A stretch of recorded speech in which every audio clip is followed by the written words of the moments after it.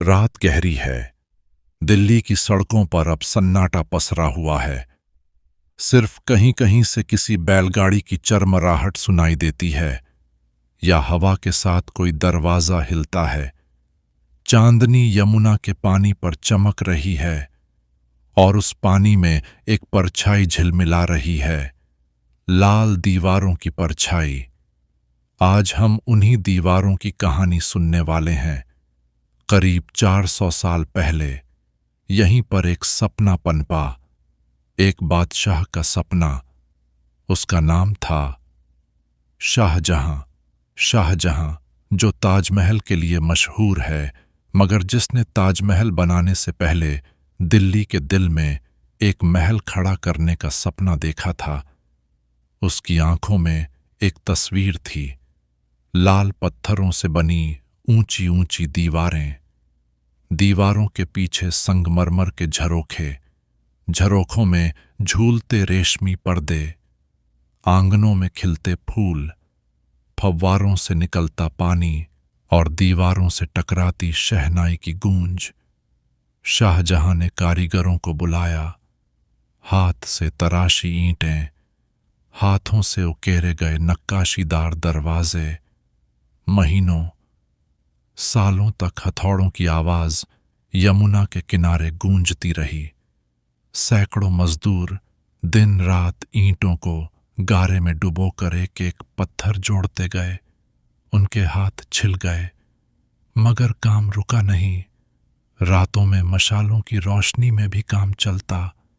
सुबह होते ही मजदूर वापस उठ खड़े होते। शाहजहां अक्सर अपनी बालकनी से उन्हें देखता और मुस्कुराता। धीरे धीरे लाल दीवारें खड़ी हो गईं। दीवारें इतनी ऊंची कि जैसे बादलों से बात कर रही हों। महलों के झरोखों से जब पहली बार चांदनी उतरी तो शाहजहां ने खुद को खुशकिस्मत कहा। उसने कहा, यह किला सिर्फ मेरा नहीं, यह हर उस शख्स का है जो इसे देखेगा, महसूस करेगा और इसके भीतर खुद को ढूंढ लेगा। उस रात लाल दीवारों के भीतर मोमबत्तियों की कतारें जगमगा उठीं, मशालें जलने लगीं, शहनाई बजी। रात भर रौनक रही। बादशाह ने अपने महल की पहली रात यहीं बिताई और ख्वाब देखा कि आने वाले हर बादशाह यहाँ मैं अपनी कहानियाँ लिखेगा। मगर दीवारें जानती थीं, सिर्फ जश्न नहीं होंगे, कभी आंसू भी गिरेंगे, कभी खून भी बहेगा और वो सब चुपचाप देखती रहेंगी। यही था लाल पत्थरों का सपना, एक बादशाह का सपना जिसने दीवारों में जान डाल दी। लाल किला खड़ा था, ऊंचा, विशाल, गरिमामय। उसकी दीवारें अब पूरी तरह तैयार हो चुकी थीं। बाहर से देखने पर ये दीवारें बस ईंट और पत्थर लगती थीं, मगर अंदर एक अलग ही दुनिया बसती थी। उस रात हवा में नमी थी। यमुना से उठती ठंडी हवा महलों के संगमरमर फर्श को छूती हुई बह रही थी। मोमबत्तियों की रोशनी धीमे धीमे याओ रही थी। कहीं दूर से सितार की मीठी आवाज कानों में पड़ रही थी और झरोखों से चांदनी दीवारों पर उतर रही थी। लाल किले की रातें धीमी थीं, शानदार थीं, मगर गहरी भी। शाहजहां अक्सर अपनी खिड़की पर बैठा रहता। उसके सामने बिछा हुआ महल का आंगन, जहां हर शाम महफिल सजती। झील के किनारे रोशनी में नहाए रेशमी पर्दे हिलते रहते। संगीत गूंजता, गुलाब और चमेली की खुशबू हर कोने में फैली रहती। उसकी बेगम और बच्चे हंसते, खेलते और दीवारों के बीच जिंदगी बहती रहती। मगर वही दीवारें थोड़े ही सालों में बदल गईं। अब औरंगजेब का राज था। अब महलों में शहनाई की जगह सन्नाटा था। आंगन में इत्र और संगीत की जगह कुरान की आयतें गूंजती थीं और दीवारें बस देखती रहतीं। कभी किसी बादशाह की ऊंचाई, तो कभी उसके दुख और अकेलेपन को। कभी कभी आधी रात को कोई अकेला शहजादा अपनी बालकनी पर खड़ा होकर यमुना को देखता, सिर झुकाकर सोचता, कितनी अजीब है ये दीवारें, हर किसी को पनाह देती हैं मगर किसी का दर्द नहीं बांटती। रातें आती, दीवारें चुपचाप सब देखती, साजिशें, खुशियाँ, गद्दारियाँ, मोहब्बत, और एक दिन सब कुछ बदल जाता मगर दीवारें वहीं रहती। साल दर साल नाम बदलते गए, चेहरे बदलते गए। कभी कोई शहजादी चांदनी में महल के झरोखे पर आकर खड़ी होती, आंखें बंद करके बस हवा को महसूस करती। कभी किसी हारे हुए शहजादे की सिसकियां रात के अंधेरे में गुम हो जाती, और कभी किसी बादशाह के कदमों की धमक पूरी रात दीवारों में गूंजती रहती। लाल दीवारों के पीछे हर रात एक नई कहानी होती, मगर बाहर से देखने वाले को बस एक खामोश किला नजर आता। आज भी अगर आप इन दीवारों से कान लगाकर सुने तो लगता है जैसे वो सब कुछ अब भी यहाँ गूंज रहा है। संगीत भी, सिसकियाँ भी, और बेआवाज़ा आहटें भी। ये थीं लाल किले की रातें, बादशाहों की रातें, धीमी, भारी और अनकही। रात का अंधेरा गहरा हो चुका है। यमुना की लहरों की आवाज और भी धीमी लग रही है।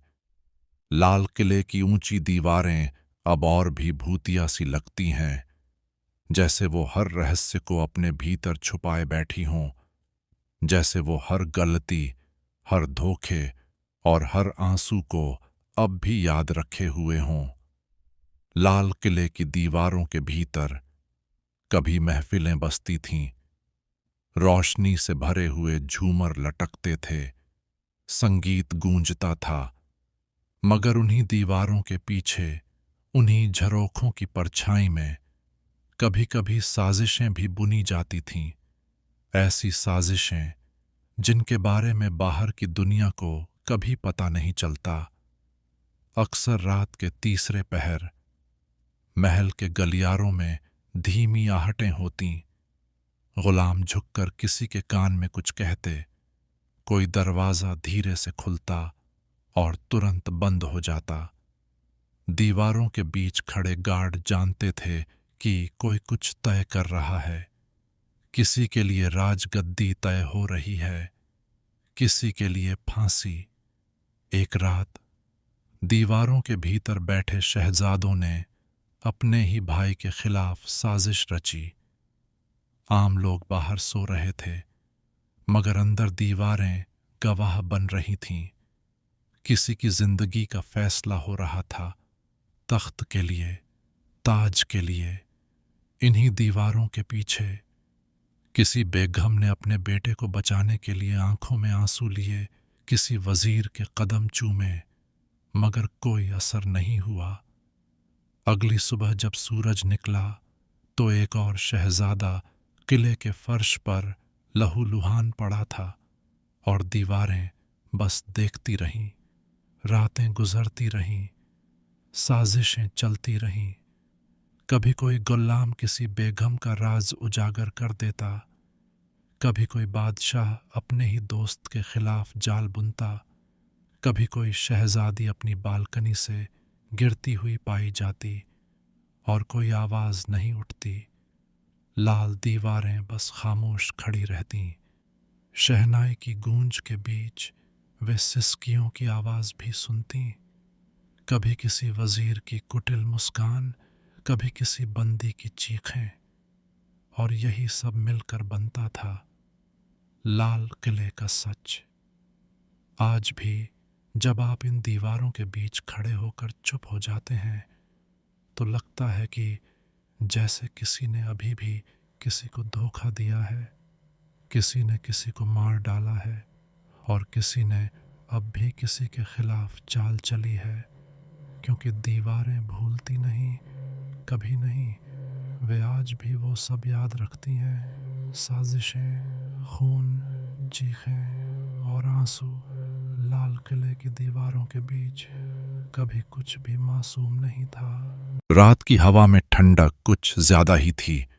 यमुना का पानी अब गाढ़ा और काला दिखता था और लाल किले की ऊंची दीवारें पहले से ज्यादा खामोश लग रही थीं, जैसे किसी ने उन पर कोई पर्दा डाल दिया हो, जैसे किसी ने उनकी रोशनी छीन ली हो। वक्त बदल गया था।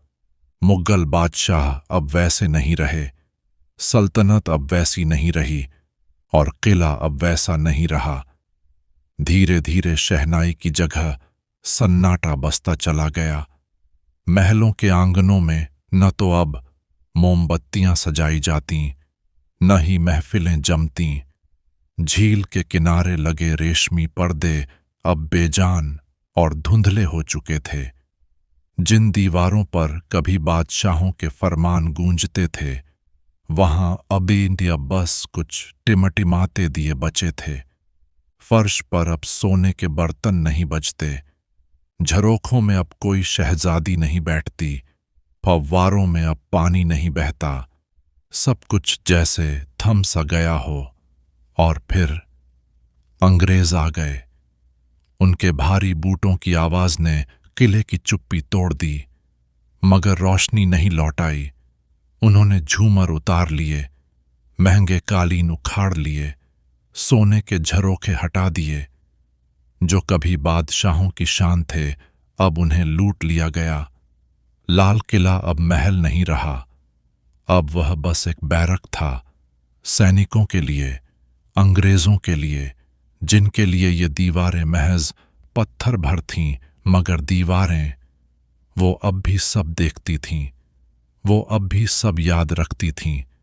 उन्होंने राजाओं को भी देखा था, गुलामों को भी देखा, शहजादियों की हंसी भी सुनी और बंदियों की चीखें भी सुनी।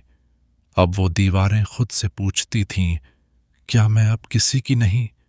क्या अब मुझे कोई याद नहीं रखेगा? रात के तीसरे पहर जब अंग्रेज अफसर अपने तंबुओं में सो रहे होते, तो महल के गलियारों में अब भी धीमी धीमी हवा बहती, ऐसी हवा जो बीते वक्त की खुशबू लिए होती, जैसे दीवारें खुद अपने बीते हुए कल को याद करती। लाल किले का अकेलापन भारी था, इतना भारी कि लगता था कि अब कोई भी शोर इसे तोड़ नहीं सकता। आज भी जब आप लाल किले की ऊंची दीवारों को देखो, तो महसूस होता है जैसे वो आपको देख रही हों, जैसे वो कुछ कहना चाहती हों, जैसे वो अपने अकेलेपन की कहानी आपको सुनाना चाहती हों। कभी मैं राजाओं का घर थी, कभी मैं जश्न की रोशनी थी, कभी मैं इंसान की शान थी, और अब मैं बस पत्थर हूँ, खामोश, अकेली। लाल किले की रातें अब भी आती हैं, मगर अब वहाँ कोई उनका इंतजार नहीं करता। शायद आप वो इंसान हो, शायद आप वो कहानी हो, शायद आज की रात, लाल किले की रातें सिर्फ आपके लिए जाग रही हों। शुभ रात्रि, मीठे सपने।